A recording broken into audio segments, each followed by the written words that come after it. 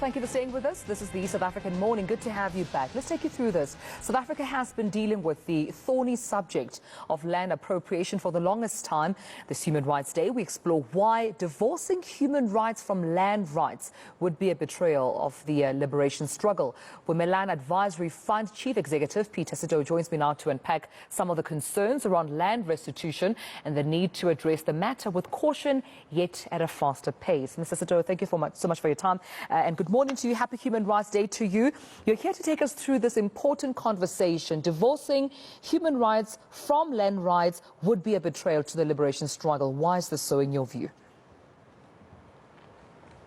Thank you, Vumelana, and good morning to your listeners. Today is celebrated as Human Rights Day in South Africa. Now, it really focuses a spotlight on the need for us to continue advancing human rights. You would all recall that the Land Act of 1930 really was the final step that stripped a majority of our people, majority of South Africans, the land. And we need to, as we commemorate this day, be mindful of the fact that this commemoration really would sound hollow to majority of South Africans who are still battling to get land restituted to them, who are still really yearning to be given land so that they can get involved into productive activities. You also say we need to implement, this the land restitution with more caution. Yes, with speed, at a faster pace, however, with caution. Where should the caution be taken into consideration here?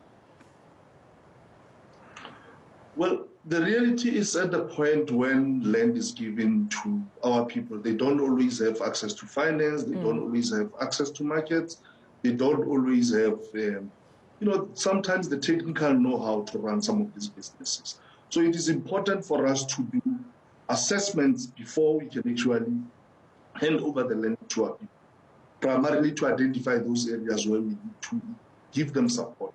And at the point of transferring the land, we must have done this assessment and primarily make sure that we can give them or provide them with post-settlement support so that they can use their land productively.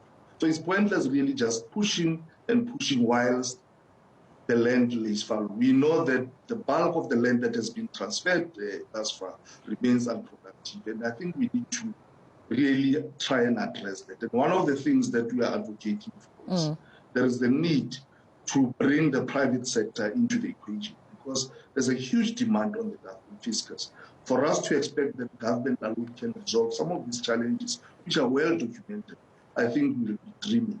It's important that we must bring the private sector on board because they've got the technical know-how, they've got access to finance, they've got access to markets. And based on our experience as an organization, our experience has been that there are well-meaning entities and private sector operators out there who are really willing to partner with communities.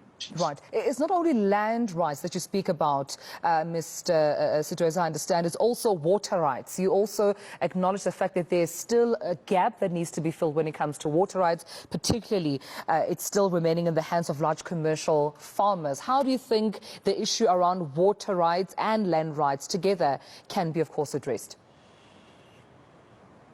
Well, the whole concept of water as a right found its expression in our constitution. So water and land, on the one hand, they are very much interconnected.